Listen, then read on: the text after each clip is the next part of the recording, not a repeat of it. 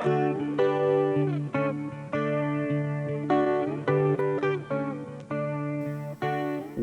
to the Coffee House, where in the next hour, the fight over the inter-county connector heats up.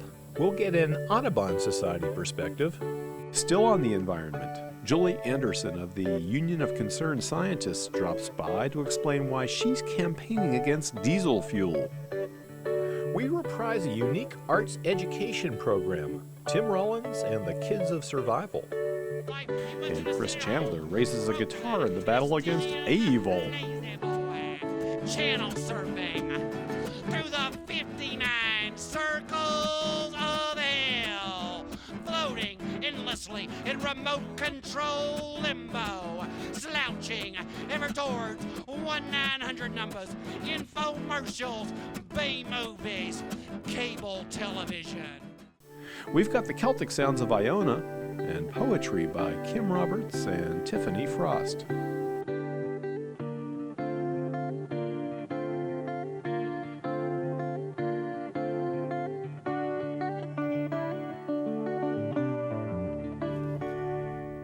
Welcome to the forum at the Coffee House. The ICC, the Inter-County Connector, is proposed as an 18-mile toll road from Gaithersburg to Laurel. It's been on the drawing boards for 50 years, and the projected costs keep rising. Last year it was $1.6 billion, now it's $2 billion, and some say the real cost, if it's built, will be $3 billion. Still, proponents maintain that it will relieve congestion on the Beltway, improve commute times, and even enhance land use.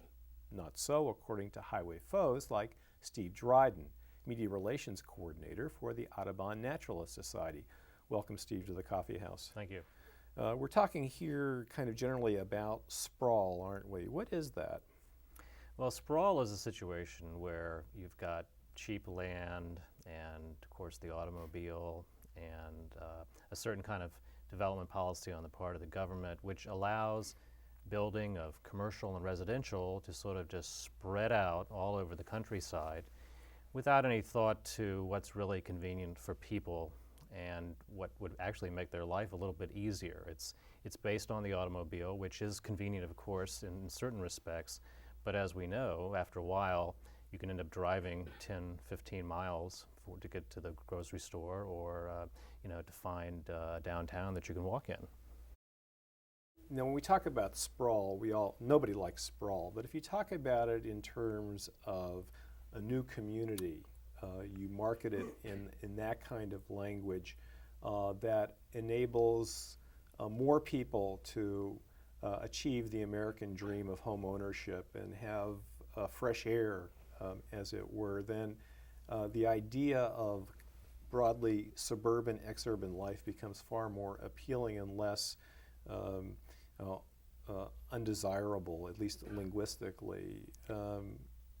What distinguishes sprawl from new communities, as it were? Well, the new communities that are popping up around the country and also are the features of some older areas outside of the city centers that have been redesigned or refurbished feature downtowns or urban cores that are walkable for people, that have a critical mass of stores and other services where people can actually get to these kinds of services, perhaps by walking or riding their bike. Public transit, don't always need a car. That's one of the biggest features. Also, in many instances, the housing is a little more dense. The houses are closer together. This allows you to, again, walk places that in other communities you just can't walk any longer. There are sidewalks. There are cut-throughs. Give me some examples of what the communities you're talking about. Well, in the Washington area, you have the Kentlands community, which has been here now for 10, 15 years and is a big success. Where is that? That's near Gaithersburg in Montgomery County. We've also got the refurbishing of traditional communities like Ballston down in Arlington County, which has built itself up along a metro route, which means that you've got apartments there that people can live in. They can also shop in their neighborhood. They can take the metro, which is right down the street, into Washington or out further if they want to. when people think about sprawl in this area, perhaps the most emblematic example would be in Virginia, Tyson's Corner, with tides of automobile traffic and no place for pedestrians at all. There's no sidewalks whatsoever. Right. Is that really where most development is heading? Is Tyson's Corner more typical of development today, or are these new communities with the urban cores in them more common?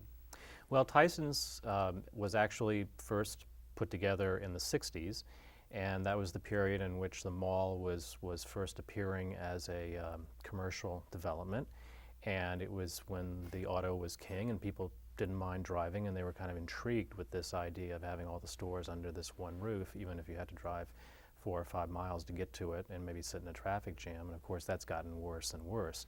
Now they've added to Tyson's commercial real estate that now has actually office buildings, but they're thinking it's of more characteristic now, I'd say, of strip malls than of a mall, wouldn't you say? That it's an extended area of commercial development where there's no pedestrian walkways. Everything is only accessible by automobile. Right. Well, the strip mall itself, I mean, Tyson's is a mall of a certain type, which is more of a kind of a clump, a square, so to speak, in its shape. The strip mall traditionally is, again, this cheap land phenomenon where you could just buy an area along a highway and have a huge parking lot in front of it and just put up some cheap buildings, and people would come because you'd have the big department stores or whatever that's convenient there. And besides being incredibly ugly, it also, again, doesn't usually find itself located near a residential area in the sense of a critical mass of people. Everybody's got to get in their car and drive to this. When he was governor of Maryland, Paris Glendenning was kind of a pioneer in what's become known as smart growth development. Right. And he recently broke his 2-year silence about the Ehrlich Administration, suggesting that the Ehrlich Administration was moving us back into the dark ages when we were focused on building massive highways rather than mass transit. And that all sounds pretty awful, except that if you look at the polling data from, for instance, the Growth Association, it suggests that a large majority of the people, even in Montgomery County, support the inter-county connector and these massive highway developments. Are those poll results wrong in your view, or misleading in some way, or is that really the public's point of view? Well, I think that polling, of course, is designed to reach certain results. Often, depending on the question, you can predetermine the answer almost. And some polls have shown support for the ICC. Other polls have shown that people are very concerned about the fact that we're not spending more on public transit, that we're losing our parkland, that we don't have walkable communities. But at the same time, we've got a situation where the business community, the development community, has made this a priority for decades. And as you recall, Paris Glendenning in 1999 axed the inter-county connector as they were getting close to building. He decided it was not a good thing from a number of standpoints.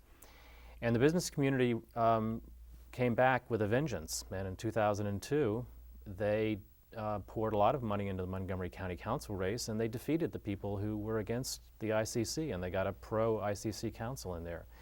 And that's politics 101, but we thought it was a pretty sorry example of money influencing politics. Okay, so let's have grassroots politics try to overtake money on this. What is the case against the ICC? Well, there are a couple of things which really stand out. At the moment, the expense is really looming as an incredible negative, we think. This road is going to be costing somewhere between $2.5, $3 billion or more when you count financing charges, and this is for 18 miles of a highway. $3 billion. It's a lot of money to throw at just 18 miles. And unfortunately, even though it's touted as part of this End Gridlock campaign that the county council and the county executive have promoted, it's not going to end gridlock. it's not going to get anywhere near ending gridlock. They can't end gridlock, and this was a sort of a phony campaign that they put on, and a lot of people are going to be disappointed because one road is not going to end the traffic problems in a county as big as Montgomery. Wouldn't it reduce the problems? Well, it depends on your perspective and also on what kind of data you look at, because the state's own study, which just came out, showed that the Beltway traffic wasn't going to get any better. In fact, it was going to get worse in some instances. And there are also facts in these studies that show that at the beginning and the end of the intercounty connector, I mean, that is at the point where it begins and the point where it ends, the traffic coming off of that road is going to be very, very heavy, and it's going to spill into adjoining communities. So yes, you might be able to save 5 minutes going to the airport on a good day, but you also might get caught in another nightmare 270 kind of situation, and it'll just be another opportunity to sit in your car. People have talked about it in many different ways. So sometimes it's sort of an expressway in which there's no exit or entrance points from start to finish, and so that way it wouldn't be a magnet for development. Right. If it were created in that way, would that make a difference to you? Well, I think there are going to be some exits on it, so it's not really up to us to decide in that respect, and I think that the state has been talking about that already. It can't just be a completely sealed highway from one end to the other. The highway obviously is going to be a newer approach to building a highway, but we don't see that in the end the really destructive aspects of this highway are going to change. You know, it's still going to plow through great parkland. It's going to plow through neighborhoods that are established. It's going to bring air pollution, noise pollution. Still a big problem, and people are not going to be happy when they see this thing going up in their backyard. All right, well, let's talk about a different model of development. How could we accommodate the transportation needs of the Montgomery, Prince George's, BWI area more effectively? Well, right now, actually, if I'm sure a lot of drivers and listeners to the program, viewers, have seen a very vigorous program by the county right now, building interchanges, widening highways. This is an ongoing program which has been very widespread and I think very effective. That's going on right now. Unfortunately, on the transit side of things, we do need more transit.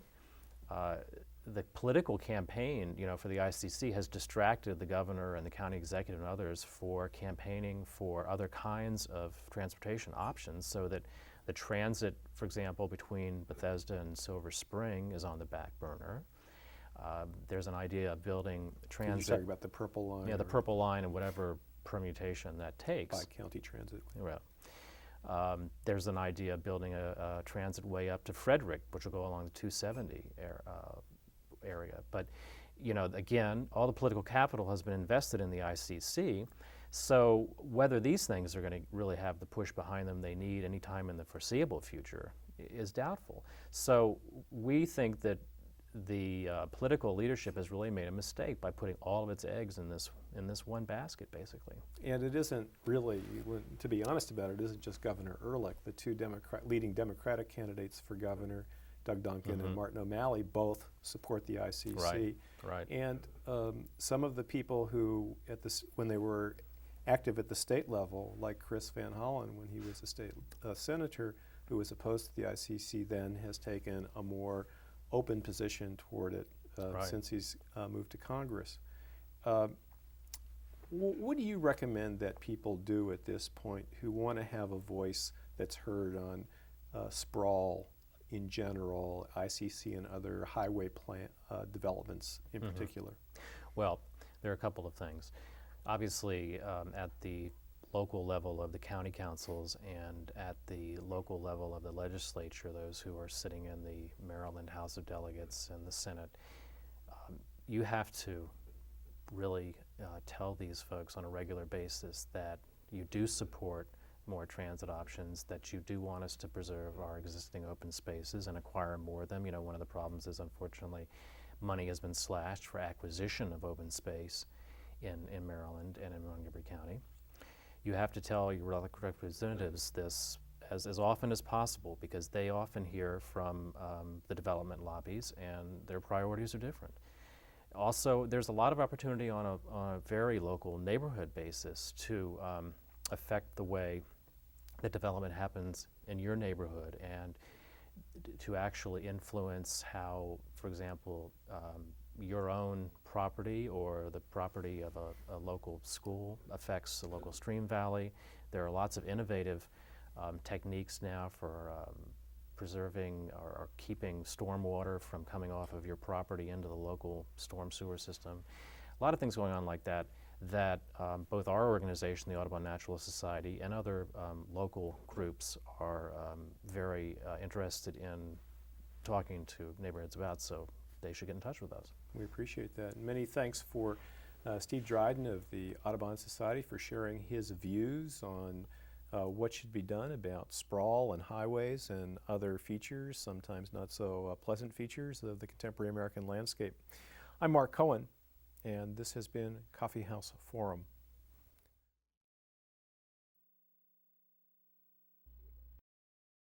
Here comes a force to be reckoned with, a walking monument of grace, a committed pack rat collecting baskets of family treasures and history, Lady G, the matriarch of selfless giving, too lovely for words, too quick on her feet, and cheeks that would make cherubs blush. The quintessential grand lady. Child, did I tell you this? And don't you know that? Dance in the electric slide all night long.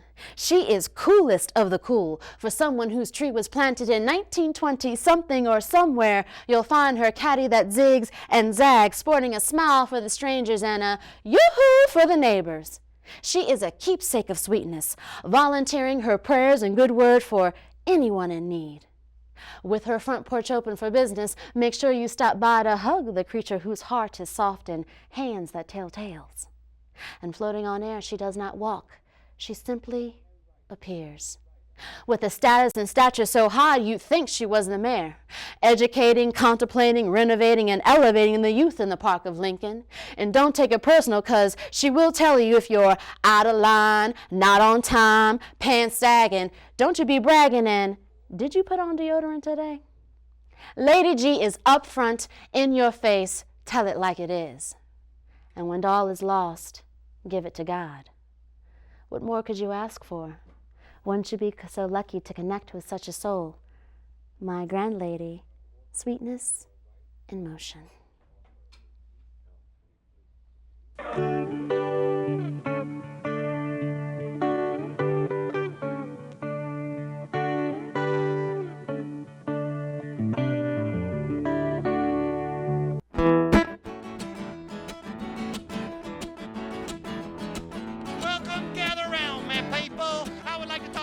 Something that we all have in common. Yes, my friends, I would like to talk to you about evil. Now let's get one thing straight here from the very start, that evil is not like you are thinking. No, no, no, no, no, no, no, no, no, no, no, no, no, no, no, no, no. Evil is boring. Evil does not cause prepubescent girls' heads to spin around and spit out green pea soup and levitate household furniture and appliances. Evil causes you to want to own those household appliances in the first place. Evil! I'm talking about evil over here. Evil is when you're at a party and you're eyeing some beautiful someone. And some beautiful someone is eyeing you. And you go to make your way to that beautiful someone when some schmuck comes up to you, starts talking about automobile insurance. And you find yourself interested in that conversation. You, my friend, have embraced evil. Evil does not have claws or talons. Evil wears press-on nails. Evil does not have cloven feet or a hairy satyr back. Evil wears Gucci loafers and a bad hairpiece. Evil is the hair club for men. my friends, I am not just the president. I am the very embodiment of evil.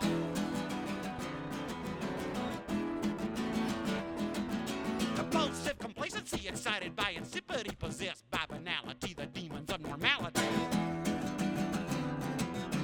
Played by the pedestrian, I've been to hell and back again for taking the immortal sin. I'm wearing the devil's card again, I'm wearing the devil's card again. I'm talking about evil over here. Evil does not speak to you through a Ouija board. Evil speaks to you through Trivial Pursuit. Because this leads the pursuit of trivial things. I said at the very beginning that evil was boring, and board games are called that for a reason. The devil wants you to be bored. The devil wants you to be boring. The devil wants you not to lust for life. He wants you to sit at home, frozen in a Stygian lazy boy, channel surfing through the 59 circles of hell, floating endlessly in remote control limbo, slouching ever towards 1-900 numbers, infomercials, B-movies, cable television. Till your whole being turns to nothing but static. But there is hope, my friends, there is hope. That if the devil is the Lord of the board, then there may be redemption in the ridiculous. And if you are the kind of person that would watch an act like this on the Coffee House show, if you are the kind of person that would buy my CD, then trust me, that is truly a ridiculous act, and you should be canonized as a saint.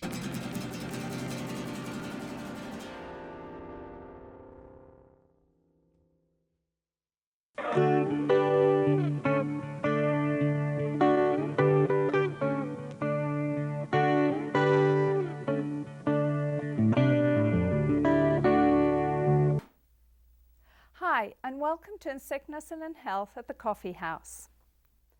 We all know that exhaust from autos, trucks, and buses is bad for the environment and, yes, bad for our health. But some vehicles cause worse exhaust than others. According to clean air activist Julie Anderson, diesel-powered school buses are putting the health of our kids and bus drivers and others at risk.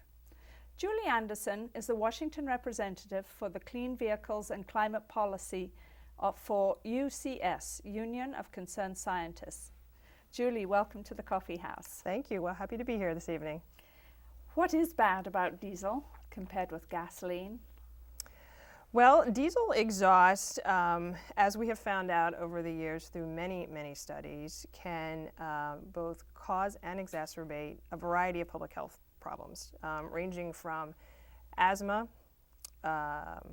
bronchitis, cancer, and even premature deaths. And the problem with diesel exhaust as compared to gasoline is that it emits both soot, the big black smoke you see coming out of the back of the school bus or the transit bus, as well as smog-forming chemicals, which is the red zones we see in the summer. Yeah. So that's the bad news about the diesel exhaust these days.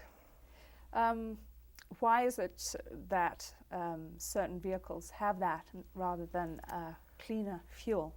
Well, diesel engines are very efficient and powerful, so you see diesel used on a variety of both on-road and off-road equipment. So we see diesel engines in buses, we see them in the tractor trailers, we also see them in off-road uses such as bulldozers and even generators that are used on-site at a hospital, for example.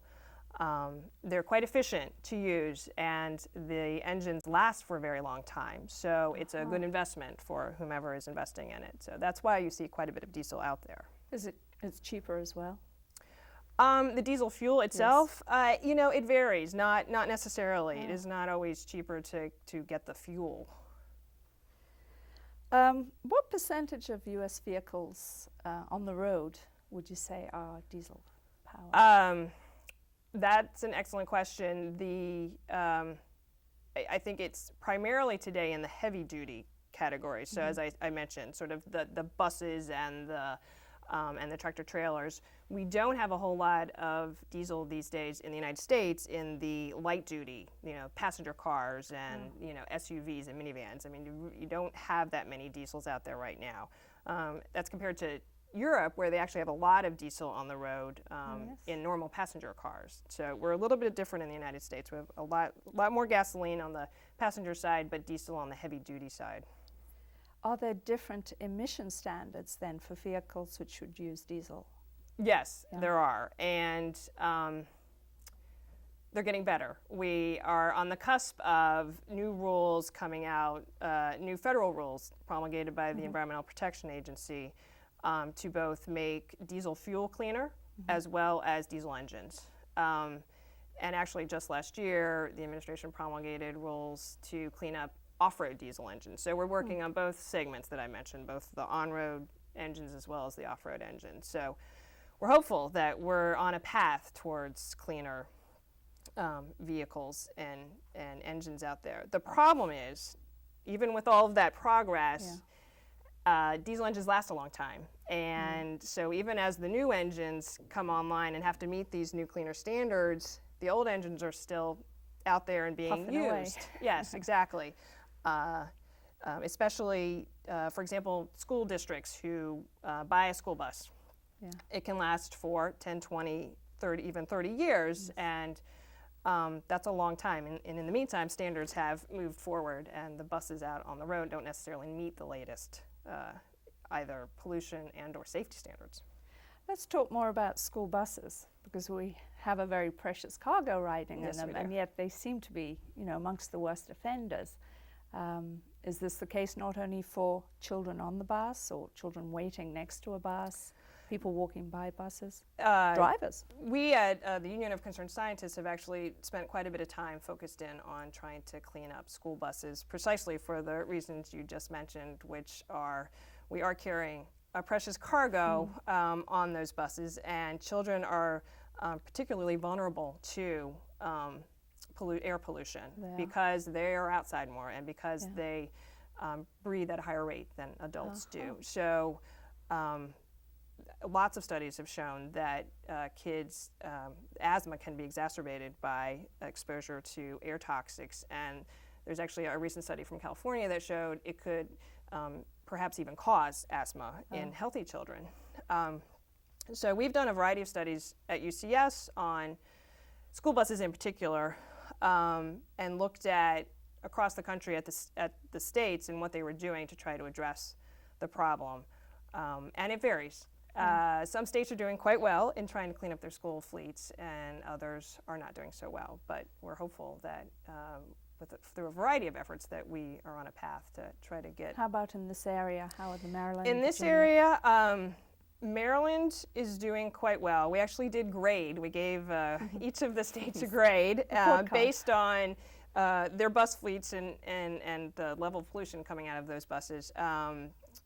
Maryland and the District of Columbia both got Bs, which is very good, and unfortunately Virginia got a C-. And that is primarily because Maryland and the district have programs for retiring old buses. Virginia does not, and so I think about 42% of their fleet is fairly old. And the older buses, as I mentioned, get grandfathered in as we continually improve the regulations. They get grandfathered in, and so they pollute more and they don't have to meet the most current standards. What can be done to speed up the process? When is the air meant to be cleaner? When are the deadlines? Well, we're working on a variety of programs, and I encourage folks to get involved with their school districts and to help them figure out how to improve their bus fleet, because it is a financially challenging endeavor to either replace buses and or retrofit buses to make them cleaner. So one opportunity we've been involved with is at the national level is putting together a a federal program to provide grants to the states and the school districts to either purchase new buses or retrofit their buses. And in this last fiscal cycle, there was $7.4 million put into that program that is run by the EPA. So I encourage folks to educate their school districts on applying for that grant money so they can clean up their buses. And there have been school districts in the local area that have done that, several in Maryland and Virginia. Retrofitting would be putting Retrofitting would be, instead of, you've got the bus, you've got the engine, and you can put, for example, a trap on the bus that will collect the soot before it gets spewed out. There are different technologies that are now available to put on the bus and on the engine that will help clean up the exhaust. What other steps could be done? For instance, idling. Does that cause a lot of pollution? No, that's a very good point.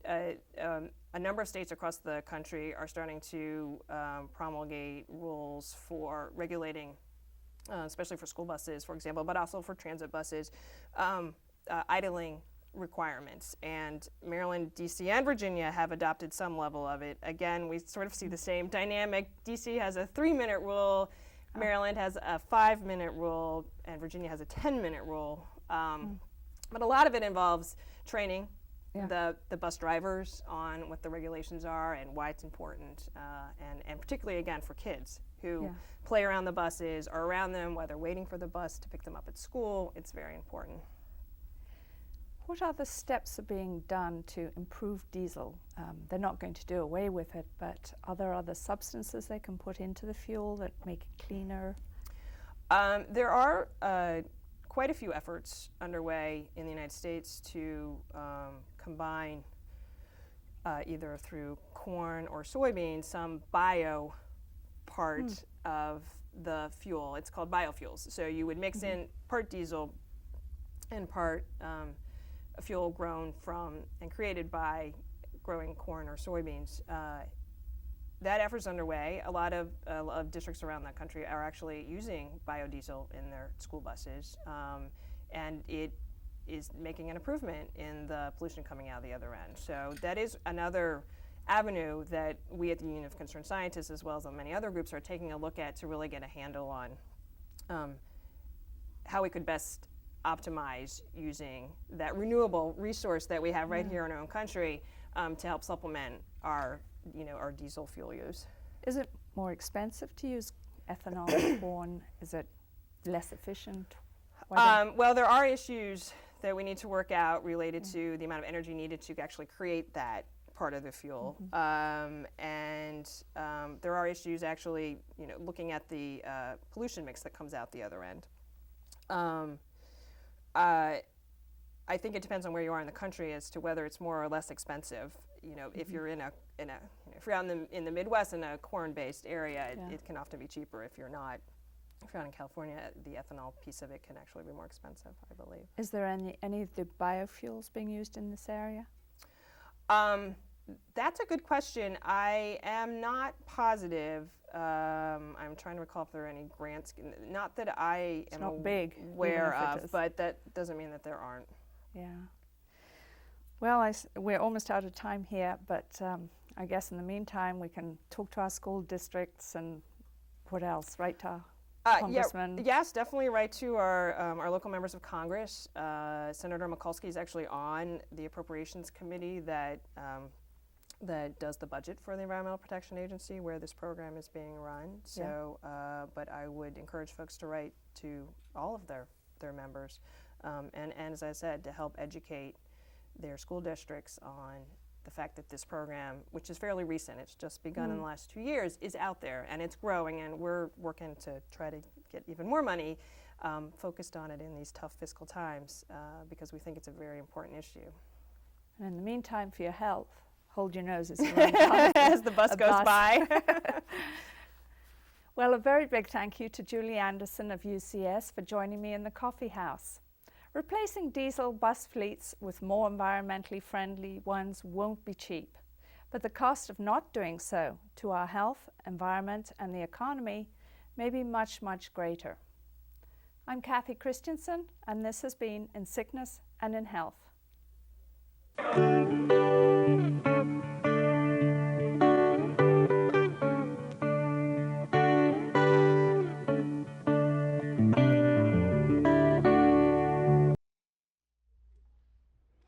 The American Giant and the Achondroplastic Dwarf, Mutter Museum, the College of Physicians of Philadelphia. The American Giant has no name. For $50, his skeleton, no past, no history, was bought in Kentucky from a Dr. Foote in 1877. Only 22 or 24, we know that he was male, 7 feet, 6 inches tall.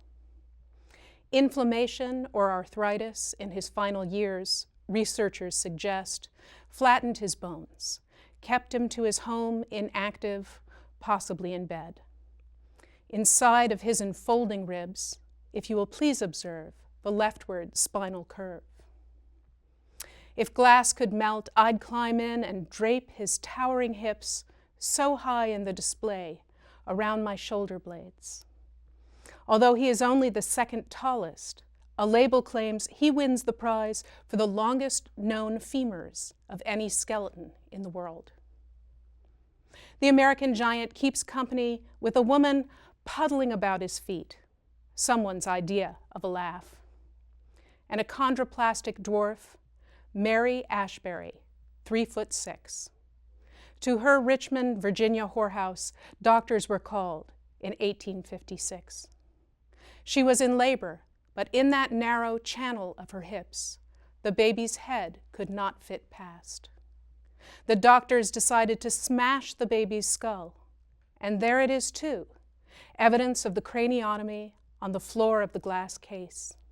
It was not a success, and they only managed to remove the dead infant by cesarean hours too late. The mother lived 3 days. These skeletons, preserved for use, still fascinate, still draw us into our medical studies, to marvel at our bodies. Mine isn't so bad after all. Better an imperfect shell, even these two would confess, than nothingness. And they remain here standing, gimcracks on a pedestal, immortal souvenirs, our kin, our forebears.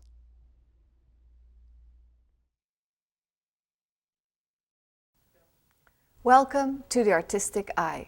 This month, we are visiting an arts and education program. It is organized by Pyramid Atlantic in collaboration with the artist Tim Rollins and a group he helped start called Kids of Survival. First, Rollins will have the students listen to Haydn's famous oratorio called Creation. Then the students will explore the meaning and imagery. After that, the students will make art together in response to the music. It is part of a program to increase visual literacy skills amongst at-risk students and to develop new teaching techniques for such kids. All right, here we go. Listen to me. This is the day. Yeah. So the one thing I'm going to ask you to do today, all right? Every single one of you. I want you to today focus like crazy, and we're going to make works that are twice as good as what we did last time. They've got to be gooder than good. They have to be excellent. I'm very excited that we're in this new space. It's our first home. It's a building we own, and it's in the Arts and Entertainment District of downtown Silver Spring, which is a wonderful location for artists. There are a number of major artists from Maryland that live here and work here. The project is derived from Haydn's Creation oratorio, which he did from 1796 to 1798, and the libretto is based on Milton's Paradise Lost. Each print being specifically about one particular day in creation, the appearance of light, the emergence of water, the creation of the firmament, the animals coming to life. So it has its own internal logic and rhythm. In working with Haydn's The Creation, we're really excited about the idea of playing God. What if we could recreate our universe? You know, what would that look like? That's good. it's very pressure cooker-like. It's only 4 hours, and they have to produce, and Tim has them going.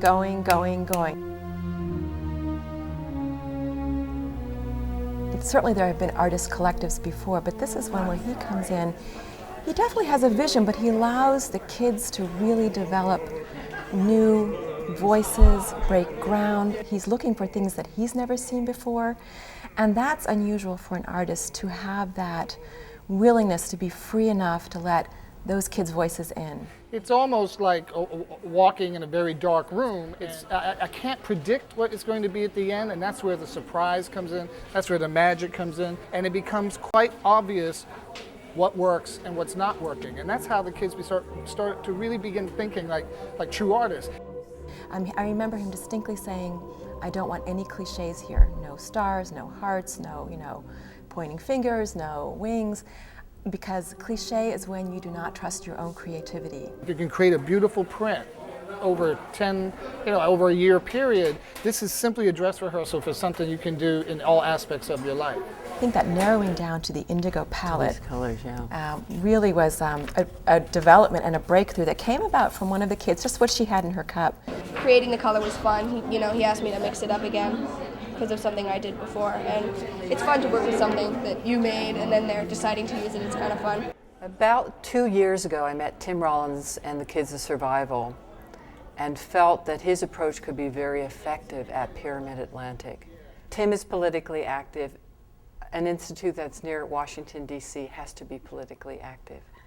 Additionally, pulling in two well-known curators to the project, George Mason University students, the high school and K through 12 students, the teachers, made this a perfect location for interactive education, arts, and visual literacy. I'm very interested in the fact that we are so busy for the last 22 years working the way we work that there's really no time for reflection. There was no observation of how we did what we did. And so this project at Pyramid Atlantic allowed for that. And it felt like the kind of project that should really happen more often. And what you could see is how they were progressing from a paper which was completely unmarked by numerous papers that they were really exciting to mark. And you can see 5 minutes going, 10 minutes going, 15 minutes, half an hour, an hour. I liked it a lot. It showed me that there's a lot of other things I can do with art and a lot of different things I can just, test around with. What happens is when we do these workshops is that the kids, they themselves, they see it as an opportunity to grow. And that's what you want to leave behind. You want to plant the seed and you want to let them water it. And you want to leave the door ajar. I was absolutely stunned by the quality of what we have all been able to do and what these kids have been able to do. I love it when something that we're doing here in the studio and in our artwork is confirmed, is talked about by a great artist from history. This artist's name was Kandinsky. The creation of a work of art is the creation of a world. Did we make some worlds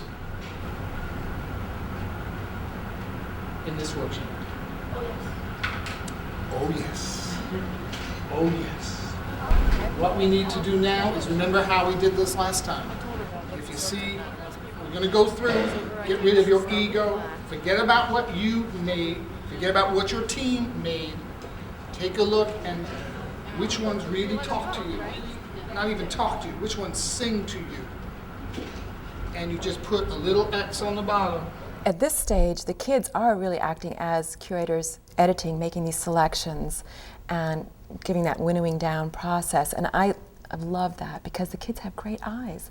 As a curator, generally you are receiving the works after they're done. This is the opportunity to see the works being made, seeing the whole creative process, which is very public and performative with almost 70 people involved. It's really quite chaotic, but in a wonderfully creative way.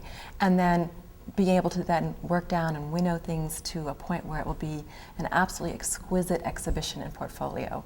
I really like the artwork because we're going to make a book, and can't wait to see the book. To participate in an exhibition is an eye-opener for them.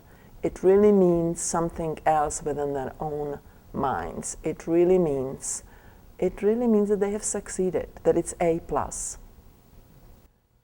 This project will not end here. The art produced by the students, Tim Rollins and KOS, will later be exhibited in Washington, D.C. and in cities throughout the United States. For the Coffee House, I am Welmoed Laanstra.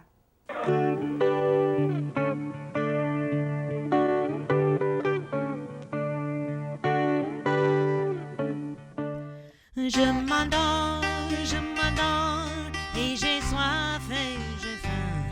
Le soleil est couché et tu viens loin de la maison. Qu'avez-vous, oui, belle blonde? Qu'avez-vous, oui, belle brune? C'est tout pour la blonde et c'est rien pour le brune.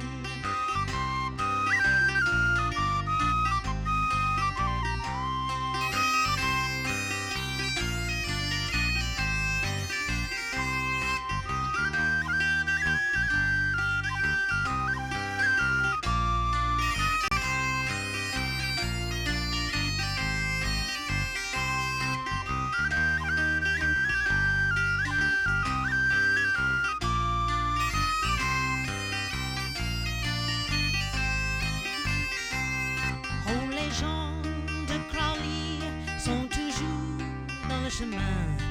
toujours dans le chemin, s'il y a des chercher, s'il y a le mal à faire, avec le jug de flambeau et le fer est dans la poche. Sont toujours dans le chemin, s'il y a des chercher, s'il y a le mal à faire.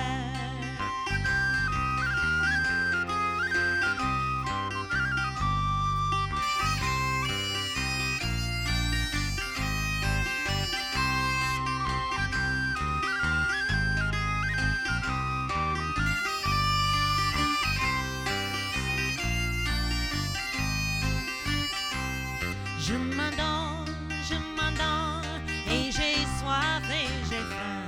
Le soleil est couché et tu viens loin de la maison. Bye bye, oui, belle blonde. Bye bye, oui, belle brune. C'est tout pour la blonde et c'est rien pour la brune.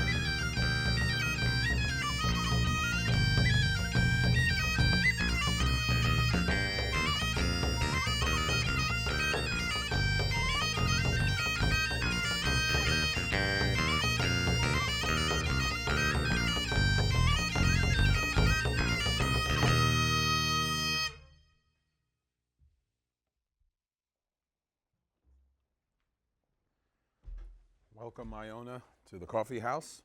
Thanks, David. Oh, thank you, Dad. I couldn't understand the lyrics. Don't you speak Cajun French? Ah, of course. May we. America's one of the biggest Celtic countries in the land, and actually that particular song came down from Acadia to New Orleans, from Canada all the way down to the south. So people probably also occasionally make the mistake of thinking that you guys are an Irish band. Well, a little bit of us is. Yeah. A little bit. We've got 2 Englishmen in the band. Yeah. Uh-oh. but really, you're celebrating the music of all Celts. Yes. Including America. We like to say that if you measure the Celticness of a country, or the Celtiosity of a nation. The Celtoidness. The Celtoidness. By the number of people of Celtic descent, then there's more Celts in America than there are in any other Celtic nation. Probably all of them put together. And certainly as a band, you're forever branching out. Oh, yes. good one. I like that. I like that. Can we zoom in on this? Yes. So how many different countries do you cover in your music? Oh, mercy. 7 or 8. Or There's 9. 7 Celtic nations, and we throw in Canada America. And a Cajun tune. Yes. All right, so the name of that last tune was? Qu'avez-vous, oui, belle blonde? And if, yeah, I have some, I got the blonde part, and it does translate. It's what you doing, pretty blonde. Okay. Loose translation. Yeah, and we include it with a bunch of Breton tunes and Right. some Asturian tunes at the end. Okay. And now, what country are you going to take us out Oh, with? a whole bunch of them. Okay, well, take us out with many tunes from many lands. Okay. Iona.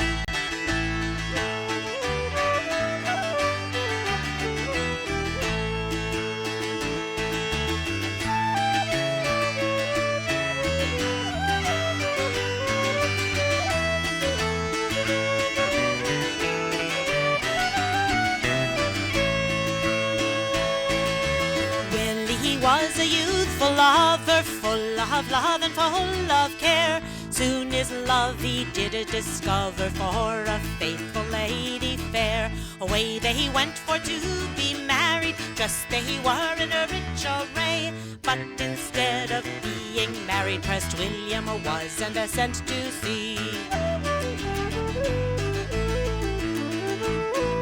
She dressed herself in scarlet velvet, and after her true love she did ride, with a musket on her shoulder and a pistol by her side. And when on board this lady entered by the name of a Richard West, there the wind did blow her waistcoat and exposed her milk-white breast. Says the captain, my good lady, what misfortune brought you here? 'Twas for the sake of William Taylor that was pressed and sent to sea. If his name is William Taylor, born and raised on the Isle of Man, you shall see him without a roving, for there he walks along the strand.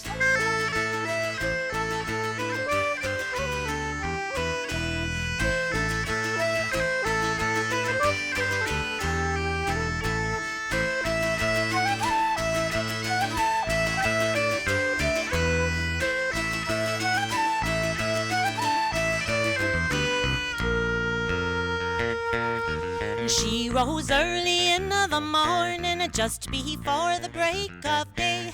There she spied bold William Taylor walking out with his lady gay. She called for a sword and pistol, which were brought to take command. She fired and shot bold William Taylor with his bride at his right hand.